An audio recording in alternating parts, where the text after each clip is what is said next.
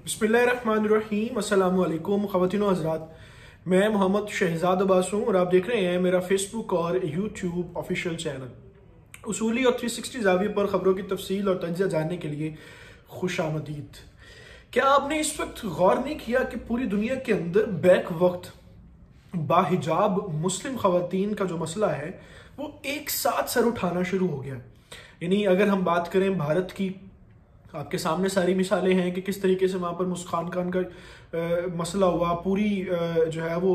3 से 4 बड़ी रियासतों के अंदर, उनके सूबों के अंदर जो है वो अदालतों ने इसके ऊपर बात करने से मना कर दिया, सुप्रीम कोर्ट ने मना कर दिया। यानी पूरी रियासत के अंदर एक मसला जो है वो फैला हुआ।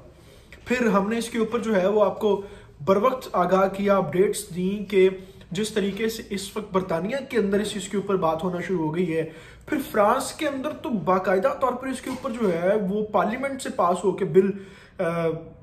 जाने की बात होना शुरू हो गई। फिर उसके अलावा जो छोटी रियासतें हैं जिनके अंदर वेस्ट की कुछ कंपनीज हैं और कुछ ऐसे मुल्क हैं कि जो बराह रास्त तो इतने बड़े नहीं होते पॉलिटिक्स के अंदर, लेकिन वहां पर भी जो है वो मगरबी सारे मामलात पाए जाते। इस पूरी सूरत हाल के अंदर जो गौर करने वाली बात है वो ये है कि यार एक ही साथ पूरी दुनिया के अंदर बड़ी रियासतों के अंदर ये बात होना क्यों शुरू हो गई है कि बाहिजाब जो है वो आप नहीं रह सकते और आपने अपने सर के ऊपर से ये सारा हिजाब जो वेल खवातीन लेती हैं वो उतारना। एक तो मैंने इस पूरी गेम और पूरे प्रोपेगेंडे के हवाले से आपको अपडेट करना है कि इस वक्त दुनिया के अंदर एक ही साथ ये चीजें शुरू होने का मकसद क्या है। दूसरा, इस वक्त मैंने आपको बताना है कि किस तरीके से फ्रांस उसके अंदर जो है वो खुद हुकूमत के खिलाफ बगावत शुरू हो चुकी है। ये बड़ा मशहूर अल्लाह ताला का निज़ाम है कि जहां पर ज्यादा फिरौनियत सर उठा रही होती है, अल्लाह किसी ना किसी जगह किसी ना किसी तरीके से उसी जगह पर मूसा को भी जो है वो पैदा करता है। और यूं सारी जो पॉलिसीज होती हैं, यूं जो एक तरीकाकार अपनाया जाता है और फिर अल्लाह की तरफ से जो एक गैबी मदद भेजी जाती है और अल्लाह जिस तरीके से खुद अपना इंतजाम करता है और अपने दीन के ऊपर फिर किसी को चुनता है, इसी तरीके के जो मामलात हैं, जो कुछ हवाले हैं वो फ्रांस के अंदर से हुए हैं। दूसरा, आपको बड़ा मैंने ये अपडेट करना है, तफसील में बात करेंगे, लेकिन इससे पहले आपसे गुजारिश है कि आपने अभी तक अगर चैनल को सब्सक्राइब नहीं किया तो उसको प्लीज सब्सक्राइब कर लें, बेल आइकन को प्रेस कर लें, क्योंकि यही एक वाहिद और आसान तरीका है हमारे साथ के यूं बने रहने का। सबसे पहले मैं आपको अहम चीजें यहाँ पर जो है वो फ्रांस के हवाले से बता देता हूँ, फिर हम एक जामे जो इस वक्त गुफ्तगू है उसके ऊपर बात करते हैं। फ्रांस के अंदर खुद फ्रांस के पार्लियामेंटेरियन वजीर जो हैं उन्होंने इस चीज़ के ऊपर बात करना शुरू कर दी है कि हुकूमत की तरफ से जो हिजाब की पॉलिसीज लाई जा रही हैं, जो उसके ऊपर बात की जा रही है, वो सरासर ज्यादती है। और अगर हुकूमत इस वक्त इन तमाम पॉलिसीज के ऊपर गौर नहीं करती, इन तमाम पॉलिसीज के ऊपर बात और नजरसानी नहीं करती, तो फ्रांस के अंदर जो हालात हैं वो खराब हो सकते हैं, क्योंकि फ्रांस के अंदर बहुत सारे मुस्लिम तादाद में जो है वो मौजूद हैं। अब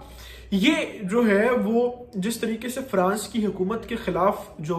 वहां पर बातें होना शुरू हो गई हैं, इस चीज की दलील है कि फ्रांस जितना मर्जी इस्लामोफोबिया के खिलाफ हो जाए, जितना मर्जी वो इस्लाम के खिलाफ काम करना शुरू कर दे, लेकिन जब अल्लाह ताला ने किसी से अपना काम लेना होता है तो फिर उसी के मुल्क के अंदर से उसी की हुकूमत के वजीर जो है उसके खिलाफ करती है। एक तो चीज ये। दूसरा, इसके ऊपर जो है वो अमेरिकन कुछ मिनिस्टर्स ने भी बात की है कि ये नहीं होना चाहिए। और जिस तरीके से भारत के अंदर आपने देखा कि रियासत के पूरी रियासतों में जो है वो इसके खिलाफ एहतजाज होना शुरू हो गए हैं, इसके खिलाफ सारे जो है वो इस वक्त बात कर रहे हैं कि जबरन ये कुछ भी नहीं किया जा सकता। अब हम बात कर लेते हैं कि ये पूरी दुनिया में बैक वक्त एक साथ जो है वो इस मसले के ऊपर क्यों इस तरह की चीजें जो है वो शुरू हो रही है।